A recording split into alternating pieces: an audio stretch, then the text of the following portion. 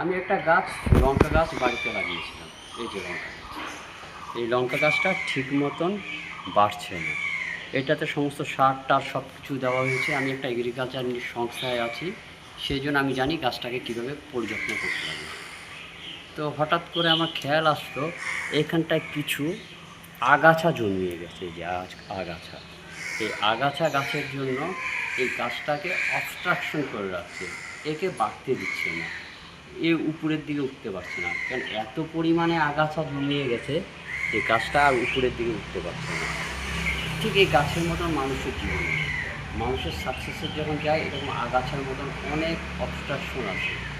সেই অবস্ট্রাকশনটাকে শেষ করে আগাছা যেন উঠিয়ে ফেলতে লাগে, সেরকম সাকসেসটাকে পেতে গেলে এরকম আগাছার মতন অনেক অবস্ট্রাকশন উঠিয়ে ফেলে দিলাম। এটাই জীবনে সাকসেস আসতে বাধ্য হবে।